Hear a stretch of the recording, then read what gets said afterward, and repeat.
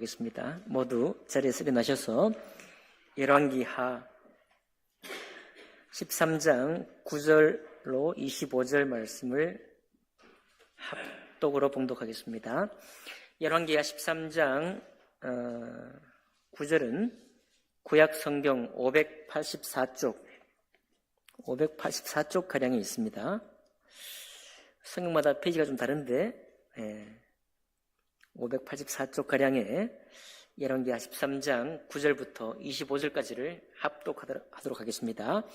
여호아하스가 그의 조상들과 함께 시작. 여호아하스가 그의 조상들과 함께 잠에 사마리아에 장사되고 그 아들 요아스가 대신하여 왕이 되니라.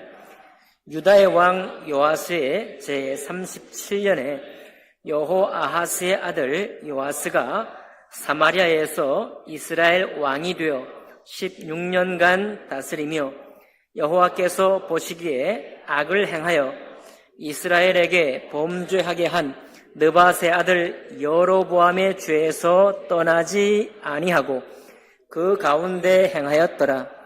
요아스의 남은 사적과 행한 모든 일과 유다왕 아마샤와 싸운 그의 업적은 이스라엘 왕 역대 지략에 기록되지 아니하였느냐. 요아스가 그의 조상들과 함께 잠에 이스라엘 왕들과 함께 사마리아에 장사되고 여로보암이 그 자리에 앉으니라.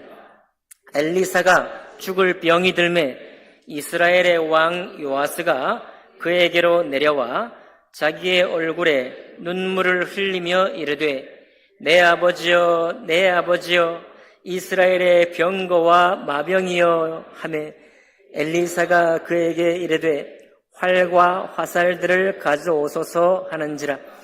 활과 화살들을 그에게 가져오매 또 이스라엘 왕에게 이르되 왕의 손으로 활을 잡으소서 하매 그가 손으로 잡으니 엘리사가 자기 손을 왕의 손 위에 얹고 이르되 동쪽 창을 여소서 하여 곧 열매 엘리사가 이르되 쏘소서 하는지라. 곧 쏘매 엘리사가 이르되 이는 여호와를 위한 구원의 화살 곧 아람에 대한 구원의 화살이니 왕이 아람 사람을 멸절하도록 아벡에서 치리이다 하니라. 또 이르되 화살을 집으소서. 곧 집음에 엘리사가 또 이스라엘 왕에게 이르되 땅을 치소서 하는지라. 이에 3번 치고 그친지라. 하나님의 사람이 노하여 이르되 왕이 6번을 칠 것이니이다. 그리하였더라면 왕이 아람을 진멸하기까지 쳤으리이다. 그런즉 이제는 왕이 아람을 3번만 치리이다 하니라. 엘리사가 죽으니 그를 장사하였고 해가 바뀜에 모압 도적대들이 그 땅에 온지라. 마침 사람을 장사하는 자들이 그 도적대를 보고 그의 시체를 엘리사의 묘실에 시체가 엘리사의 뼈에 닿자 곧 회생하여 일어섰더라. 여호아하스의 왕의 시대에 아람 왕 하사엘이 항상 이스라엘을 학대하였으나 여호와께서 아브라함과 이삭과 야곱과 더불어 세우신 언약 때문에 이스라엘에게 은혜를 베풀며 그들을 불쌍히 여기시며 돌보사 멸하기를 즐겨하지 아니하시고 이때까지 자기 앞에서 쫓아내지 아니하셨더라. 아람의 왕 하사엘이 죽고 그의 아들 벤하닷이 대신하여 왕이 되매 여호아하스의 아들 요아스가 하사엘의 아들 벤하닷의 손에서 성읍을 다시 빼앗으니 그 성읍들은 자기 부친 여호아하스가 전쟁 중에 빼앗겼던 것이라. 요아스가 벤하닷을 3번 쳐서 무찌르고 이스라엘 성읍들을 회복하였더라. 아멘. 하나님 아버지, 말씀을 읽었습니다. 말씀을 낭독했습니다. 이 말씀이 오늘 낭독에 참여한 우리 모두의 것이 될 수 있도록 축복해 주옵소서. 감사드리며 귀하신 우리 주 예수님 이름으로 기도하옵나이다. 아멘. 자리에 앉으시겠습니다. 오늘 읽은 말씀을 본문으로 해서 은혜임을 깨달을 때라는 제목으로 하나님의 말씀 나누겠습니다. 여러분과 저는 당연하게도 나의 삶, 또 우리 가족의 삶에 집중되어 있습니다. 그런데 그런 삶 가운데에서 살다 보면 우리가 종종 가끔 꿈을 꿀 때가 있죠. 꿈이 아니고 특별히 내 삶 속에 압박이 될 때, 그럴 때 꿈을 꾸는데요. 그럴 때 꾸는 꿈은 내 삶이 불안정하기 때문에 꿈을 꾸게 됩니다. 어떤 꿈이 있나요? 아래로 끝없이 떨어지는 꿈, 나락 가운데 떨어지는 꿈도 있죠. 그런가 하면 바다 깊은 곳으로 빠져들어가는 꿈, 그런 꿈도 있습니다. 또 이건 꿈이라기보다는 우리 생각 속에 다른 사람은 멀쩡한데 나만 쏙 어디론가 빠져나가 버리는 그런 꿈도 우리가 꿀 수가 있습니다. 이런 것은 왜 그런가 하면 단단하게 버티고 서 있던 우리 삶의 기반이, 그 안정적인 기반이 무너지고 있다라는 그런 신호죠. 또 한편으로는 우리가 한 단계 좀 더 나아가야 되겠는데 그 윗단계로 나아가야 될 단계에서 볼 때는 턱없이 우리가 자신이 부족하다고 느낄 때, 그러면서도 지금 내가 있는 곳에 머물 수도 없고 그렇다고 내가 소망하는 그곳으로 나아갈 수도 없을 때 우리 삶이 불안정해지는 것입니다.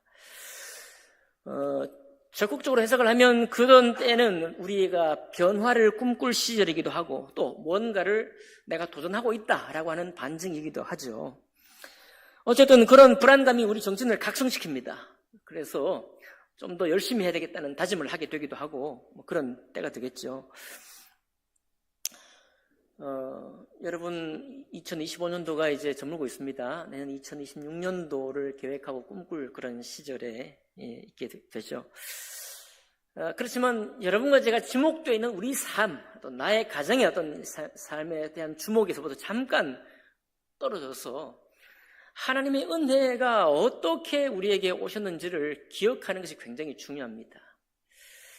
이것이 너무 중요하다 보니까 우리가 때로는 실패 가운데 있거나 우리가 정말 영광스러운 성공 가운데 있을 때 내 삶의 어떠함이 우리를 주장하고 우리를 흔들어 놓지만은, 그것을 우리가 부인할 수 없지만은, 그러나 하나님이 우리에게 주신 그 은혜가 우리 마음속에 탄탄히 서 계시면은 당연히 주님께서 좋은 것을 받아 누릴 때는 감사하게 될 것이고, 우리 주님께서 나에게 고생스러운 어떤 시절을 허락할 때에도 그 고생이 주는 어려움이 있지만 여전히 우리 마음 가운데 찬송이 있게 되는 것이 바로 하나님의 은혜 위에 서 있을 때 그렇습니다. 예수께서 오시고 이 땅에 우리 주님께서 은혜를 주시는 이유가 바로 무엇인가 하면, 내가 주목되어 있는 내 삶의 어떠함에도 불구하고 하나님께서 나에게 주신 은혜가 얼마나 큰지를 알고 그 위에 든든히 서 있으라고 주님이 오셨거든요. 그렇게 살라고 하나님이 우리에게 은혜로 우리를 대접하시는 것입니다.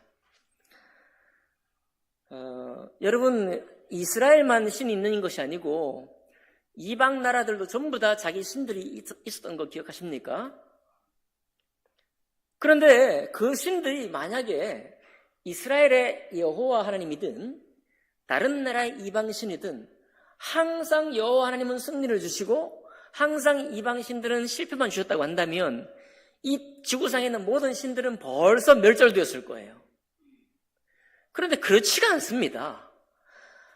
여호와 하나님을 섬기는 이스라엘도 망하고 회복되고기를 반복했고, 이스라엘 주변에 있던 수많은 나라들도 망하고 회복되기를 늘 반복합니다. 그렇기 때문에 주변 나라의 신들도 항상 있는 거예요. 여러분, 그러니까 우리가 착각하면 안 됩니다. 저들 신들이 무능하고 목석 같고, 그렇지만 저들의 신앙 속에는 모든 민족이 믿고 있는 신앙의 신들은 항상 성공도 주시고 실패도 주시는 거예요. 그래서 그 신들의 이름이 지금까지도 내려오는 것입니다. 여호와 하나님을 믿는 이스라엘은 어떻게 보면 더 많이 실패해요. 하나님의 이름 때문에 더 많이 패배합니다. 오히려. 그래서 여러분과 제가 내 삶과 인생 속의 말이 잘못됐습니다. 발음이. 승패. 맞죠? 승패만 가지고 우리가 신앙생활을 한다면 여러분과 제가 믿는 신이나 이방신이나 똑같은 노릇이에요. 이 신이나 저 신이나 차이가 없는 것입니다. 그렇기 때문에 그런 신을 그와 같이 믿으면 안 된다는 거예요. 근데 왜 사람들은 자꾸 그런 신을 믿느냐면 내 삶의 어떠함을 중심으로 내 삶의 어떠함이 바로미터가 되어가지고 그것이 측정하는 기준이 되어가지고 신을 평가하고 있기 때문에 우리가 그런 신앙에서 벗어나지를 못하는 거예요. 이것은 은혜의 신을 믿는 태도가 아닌 것입니다. 그러니까 여러분 우리가 속히 깨달아야 돼요. 기복신앙이 그냥 무조건 잘못된 것이 아닙니다. 기복신앙이 잘못된 건 뭐냐면 기복신앙만 가지고 있기 때문에 잘못된 거예요. 네. 그런 신앙으로는 결코 하나님의 은혜 가운데로 나아가지 못합니다. 주님이 나에게 베푸신 사랑을 고백할 수가 없어요. 주님이 나에게 베푸신 은혜를 감사하며 찬양할 수가 없습니다. 그런 것을 위해서 하나님이 이렇게 긴 말씀 창세부터 요한계시록까지의 말씀을 기록했느냐 하면 너무 슬픈 거예요. 그런 신앙은 너무 안타까운 것입니다. 너무 괴로운 거예요. 오늘 찬양 가운데 우리 복음 찬양 가운데 얼마나 아프셨을까라는 고백했는데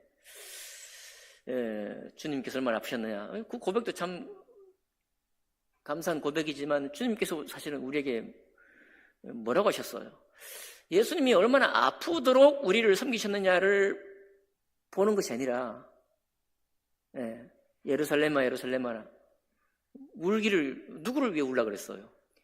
예수님이 당하신 십자가의 고난 때문에 울라는 것이 아니고 우리가 어떻게 영적으로 타락하고 패역한 상태인지를 깨달아 울라고 그랬습니다. 너희 자신을 위해 울라고 그랬어요. 십자가 주위에 있는 여자들의 내가 지금 십자가에서 고통당하는 것을 보고 울고 있을 때 주님께서 나를 위해 울지 말라고 그랬습니다. 너희 자신을 위해 울라고 그랬어요. 기억하십니까? 네. 그런 마음으로 우리가 주님을 앞에 나아가는 것입니다. 오늘도 바로 그 말씀으로 오늘 우리에게 기록하고 있거든요. 자, 보겠습니다. 오늘 첫 번째 왕이 요아스 왕입니다. 이 요아스 왕은 11절에 보니까요. 벌써 평가가 끝났습니다. 요아스 왕에 대한 평가가 여호와께서 보시기에 악을 행하여 그렇죠?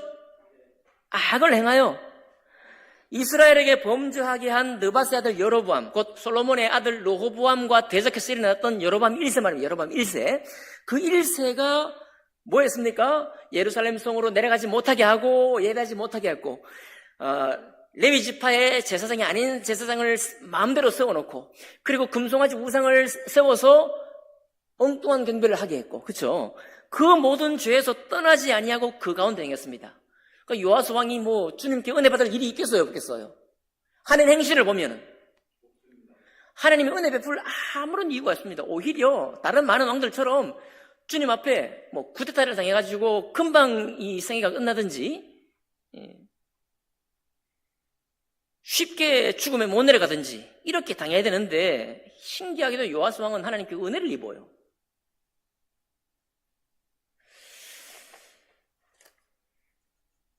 은혜를 입는데 어떻게 입느냐면은 19절 가보니까요. 하나님의 사람이 노한 게 아니고 자, 어딥니까? 25절 마지막 읽은 절에 여호아하스의 아들 요아스가 하사엘의 아들 베나닷의 손에서 성읍을 다시 빼앗으니 이 성읍들은 자기 부친 여호아하스가 전쟁 중에 빼앗던 것이라.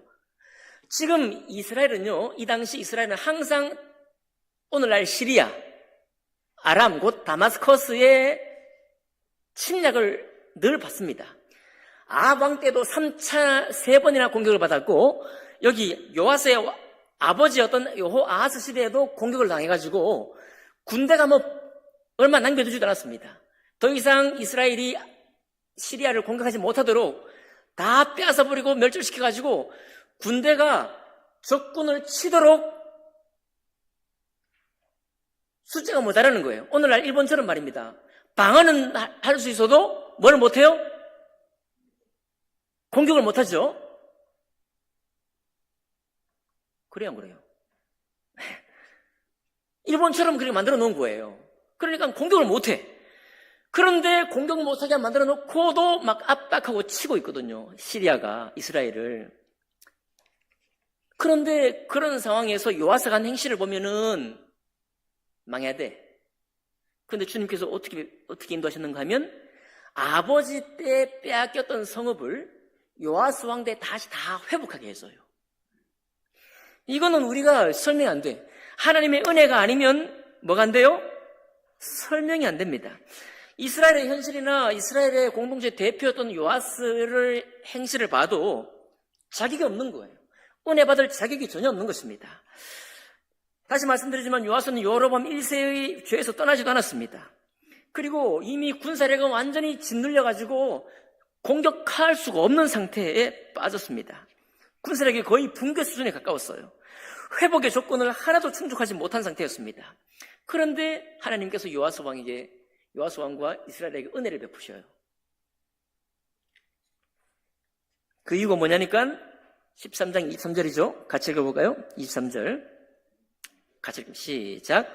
여호와께서 아브라함과 이삭과 야곱과 더불어 세우신 언약 때문에 이스라엘에게 은혜를 베풀며 그들을 불쌍히 여기며 하시며 돌보사 멸하기를 즐겨하지 아니하시고 이때까지 자기 앞에서 쫓아내지 아니하셨더라. 자, 이제 요아스 왕이 어떤 상태였느냐 그것만 주목했으면 주님께서 패배만 안겨주는 것밖에 없는데 주님은 지금 무엇을 기억하고 무엇을 생각하고 있느냐예요.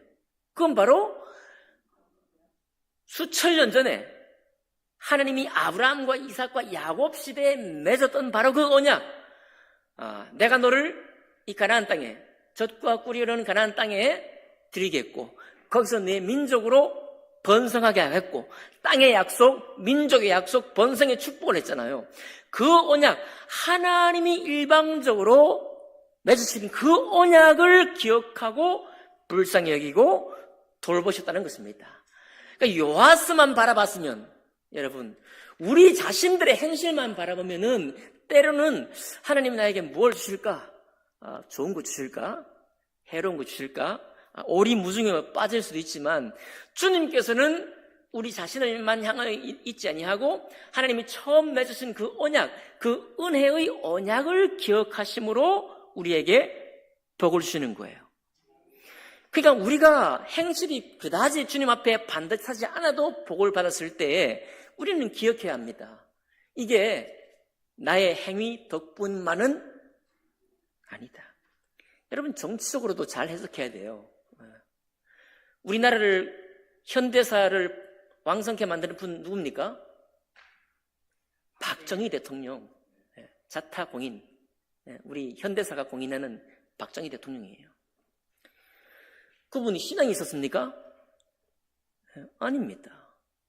그분이 모든 정치가 다 잘 되었나요? 당연히 그것도 아닙니다. 그러니까 여러분이 어떤 정치적인 어떤 인물들을 평가할 때 여러분과 저는 성경의 사람이기 때문에 성경이 어떻게 평가하느냐를 보셔야 해요.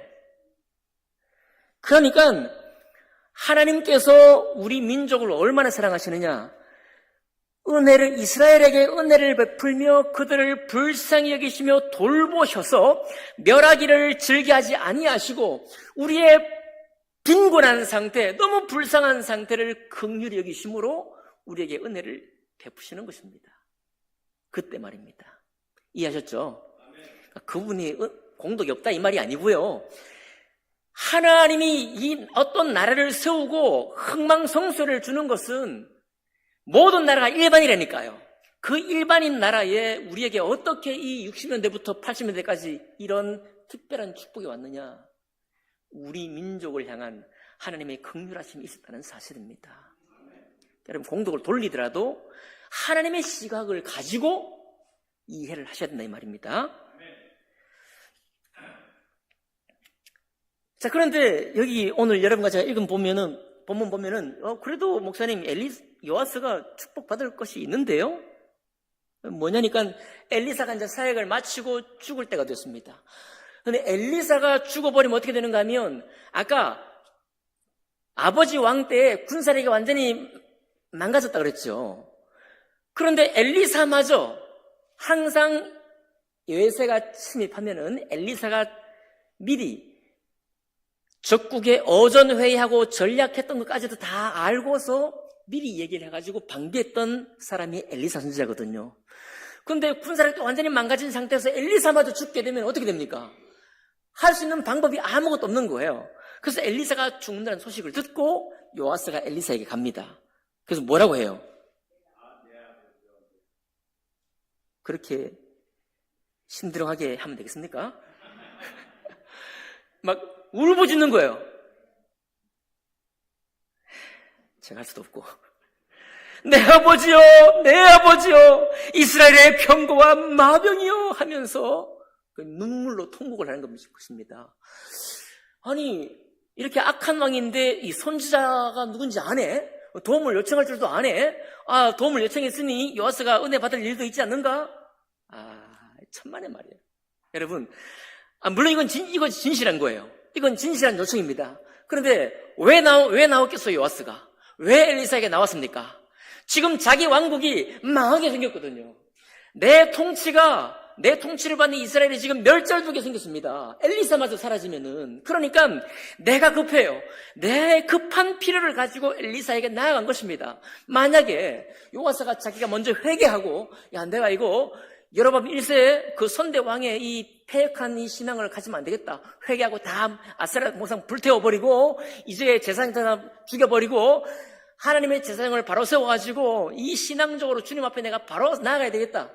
그랬다면 모르겠는데 그런 일 하나도 하지 않았습니다. 신앙적인 개혁, 신앙적인 회개를 하나도 하지 않고 오직 내 나라의 안녕만을 위해서 엘리사에게 나갔던 거예요. 이런 괘씸한, 얄밉고 얄팍한 말이죠. 그렇게 엘리사에게 나간 것입니다. 그 마음은 당연히 진실하죠. 급하니까, 내 나라를 보존해야 되니까, 나의 통치가 지금 위험에 빠졌으니까 얼마나 급한 마음은 진실한 마음입니다. 그러나 우리의 신학으로 생각할 때, 우리 주님의 말씀으로 생각해 볼 때 요아스가 은혜를 받아야 할 아무런 이유가 없는 것입니다. 그런데도 불구하고 하나님께서 요아스에게 은혜를 베푸시고 3번이나 승리하게 하시고, 그렇죠? 그리고 요아스에게 기회도 주죠. 땅을 쳐라. 만약 7번 나중에 엘리사가 볼 때 7번이나 쳤으면 완전히 시리아를 물리칠 수도 있었는데 네가 3번밖에 안 쳤으니 3번만 승리를 너에게 줄 것이다. 이렇게 이제 예언하잖아요. 그렇죠? 그러니까 여러분, 우리가 받는 은혜가 여러분과 제가 잘한 어떤 나의 행위의 이유가 없다는 말씀을 드리는 거 아닙니다. 있지만은 주님께서 나에게 어떤 은혜를 베푸실 때는 하나님의 성품, 하나님의 언약이 이유가 되어 있는 것입니다. 그것이 든든한 이유가 되어서 우리에게 은혜를 주시는 거예요. 착각하면 안 됩니다. 우리가 잘 될 때 착각하면 안 돼요. 우리가 안 될 때도 여러분 너무 시류에 빠질 필요가 없는 것입니다. 이런 이야기가 비단 요아스 왕에게만 해당되지 않아요. 우리가 오늘 읽진 않았지만 14장에 가면 요아스의 아들이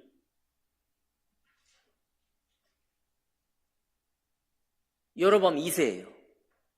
여로보암 2세. 이 여로보암 2세도 어떻게 하냐면은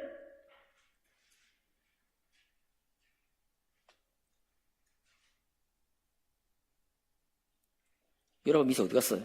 자, 여로보암 2세 14장 23절 가면은 나옵니다. 41년간 다스렸다고 나오고 24절에 뭐라고 평가하는가 하면 여로보암 2세가 여호와 보시기에 뭘 행하여? 악을 행하여 이스라엘에게 범죄하게 한 느밧의 아들 여로보암의 모든 죄에서 떠났습니다. 그러니까 여로보암 2세 때 통치할 때 이스라엘이 어떻게 돼야 되겠어요? 우리의 기본적인 기대치를 본다면 망하거나 전쟁에 패배를 하거나 아합 왕처럼 전쟁에서 승리하다가도 나중에 전쟁터에 죽고 이렇게 될 것 같잖아요. 그쵸? 그래요, 안 그래요? 자, 그런데 주님께서 이 여로보암 2세에게도 뭐라고 하는가 하면 오히려 예언을 합니다. 아미떼 아들 14장 25절에 가드 헤벨 아미떼 아들 선지자 요나, 우리 요나서의 요나 알죠? 요나서의 요나, 바로 그 요나입니다. 요나를 통하여서 여로보암 2세 때 이스라엘 영토를 솔로몬 때 영토 이상으로 더 크게 만들어줘요.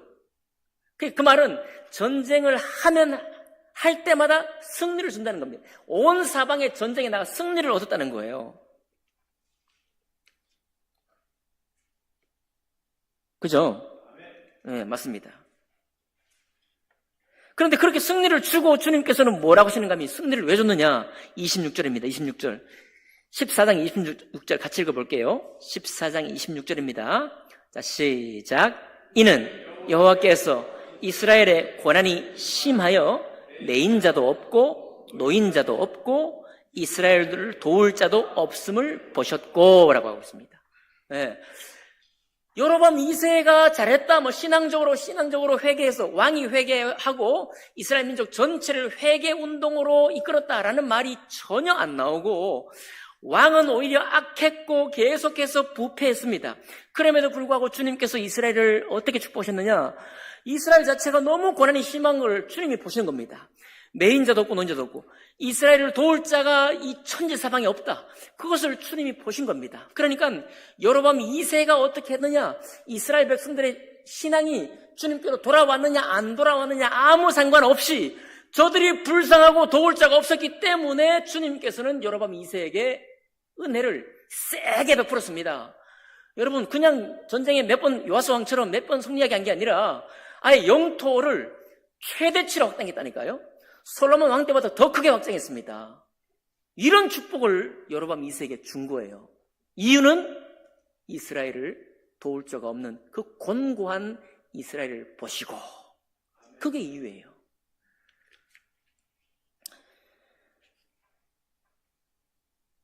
오늘 본문과는 상관없지만 요시야 왕이라고 굉장히 유명한 왕이 있거든요. 너무너무 종교개혁을 잘했습니다.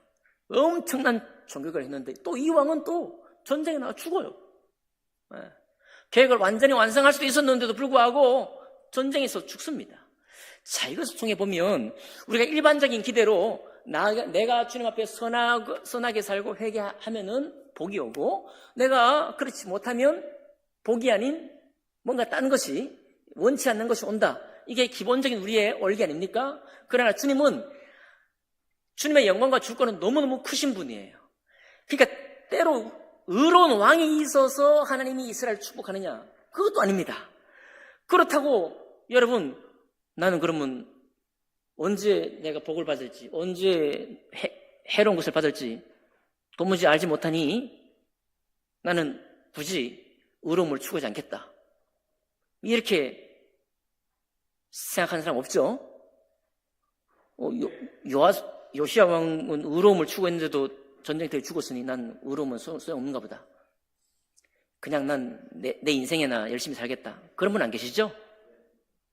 여러분, 선과 의로움을 추구하는 것은 선과 의로운 생활 자체가 나에게 축복이에요. 그것이 얼마나 큰 기쁨이 되는지 모릅니다.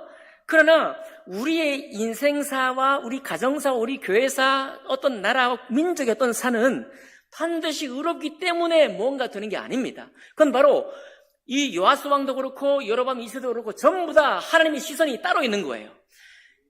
아브라함과 이삭과 야곱에게 약속하신 그 언약을 기억하고 복을 주셨고, 또 여기는 이스라엘이 도울 자가 없이 불쌍한 처지가 된 것을 이스라엘 백성 전체를 바라보시고 하나님이 은혜를 베푸셨던 것입니다.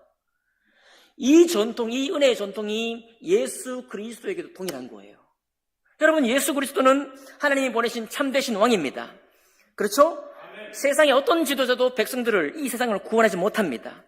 인간 지도자에게는 한계가 있습니다. 근데 예수님은 악하지 않으셨죠? 예수님은 타락하지도 않으셨죠? 예수님은 끝까지 순종하셔서 우리가 받을 심판을 대신 받으시고, 우리가 죄인 되었을 때, 여전히 죄인일 때도 불구하고 우리를 위해서 죽으시고, 우리를 새롭게 하기 위해 부활하시고, 그리고 우리에게 새 마음과 새 영을 주기 위해서 성령 하나님을 보내어 주셨습니다. 왜 그렇게 하셨을까요? 오히려 여러분, 예수에 이르면 우리는 더 죄악이 드러났습니다. 참되신 예수님 왔지만은 그 예수님은 일반 사람들이 기대하는 것처럼 수많은 왕들이 자기 신들을 믿고 때로는 축복하고 때로는 도탄에 빠지게 하고 때로는 성공을 주고 때로는 실패를 가져왔던 그런 식의 왕들을 구하는 많은 이방들이나 이스라엘과 똑같이 그렇게 오신 분이 아닙니다. 예수 믿고도 여전히 이방 백성들이 이방 신들을 믿듯이 믿는 사람은 진짜 불쌍한 거예요. 너무 안타까운 것입니다. 그렇게 믿으시면 안 되죠. 어땠습니까? 이 참되신 주님 오셨을 때 어떻게 했어요? 우리가 주님을 거부했습니다. 그렇죠? 회개는커녕 이런 주님은 내가 못 믿겠다. 어떻게 신이 사람으로 오시느냐 말이에요. 한계를 가진 사람의 몸을 입고 오느냐 이 말입니다. 이것은 세상에 어떤 신화에도 없습니다. 존재할 수 없는 신이에요. 이런 신은 초월적인 신이 못 되고 한계가 있는 신일 수밖에 없는 것입니다. 그런데 예수님은 그렇게 오셨어요. 왜? 우리에게 있는 사람을 창조하신 주님께서 창세 때부터 언약하신 그 언약을 기억하시고 그리고 그 언약을 이루기 위해서 예수 그리스도를 온전히 사람으로 우리에게 보내신 것입니다. 그 신을 이 땅에 오시니까 우리 마음속에 그분을 믿고자 하는 마음보다는 그분을 저주하고 그분을 버리고 그분을 십자가에 못 박아야만 내 삶이 살 것 같아요. 내 인생이 살 것 같습니다. 내 인생이 그냥 인생으로 그냥 있을 수 있을 것 같아요. 그래서 십자가에 못 박은 사람이 바로 여러분과 저잖아요. 유대인들입니까? 유대인들이 못 박았습니까? 우리가 못 박은 거예요. 여러분 깨달을 수 있기를 바랍니다. 우리가 못 박은 것입니다. 목자 없는 양 같은 우리를 위해 오셨어요. 우리가 무슨 갱생이 가능해서 오신 것이 아닙니다. 우리는 목자 없는 양같이 불쌍한 무리였기 때문에 하나님께서 하늘 보좌를 버리고 이 땅에 오신 것입니다. 우리는 그래도 목자 없는 양인지도 몰랐어요. 목자 없는 양인지도 모르니까 우리가 어떻게 삽니까? 목이 곧은 백성으로 살아가요. 목이 곧은 백성으로. 야, 나 잘났단 말이에요. 나의 의는 너의 의보다 나아 하면서 서로 도토리 키재기 하면서 이 땅에서 살아가는 사람이 바로 우리였습니다. 목이 곧아요. 하나님의 말씀을 은혜로 받기보다는 그것을 거절하고 아니야 나도 다 생각이 있어 나한테 자꾸 말하지 마 이렇게 나의 세계를 구축하며 살았던 사람이 우리들입니다. 그러면서 각기 제 길로 갔던 사람이 우리죠. 각기 제 길로 가기를 열심히 내고 내가 열심히 하면 내 인생이 될 거야. 내가 열심히 막 애를 쓰면 내 인생이 정말 신의 축복을 받을 거야. 이런 마음으로 달려가는 것입니다. 그런데 이런 사람이 우리 보통 사람의 마음이지만 다 불쌍한 거예요. 참되신 주님이 나와 내 영혼과 만나가지고 나는 그 주님 앞에 항복하고 굴복하고 나는 나로 서 있으면 정말 죄인일 수밖에 없습니다. 나로 서 있으면 내 길로만 갈 수밖에 없는 존재입니다. 내가 나로만 서 있으면 목이 곧아가지고 하나님의 말씀을 다 나의 유익을 위해서만 전부 다 바꾸어서 이해하는 사람입니다. 그런 우리를 불쌍히 여기셔서 우리 영혼을 돌보시려고 오신 분이 예수 그리스도십니다. 그래서 예수 믿는 사람은 다른 거예요.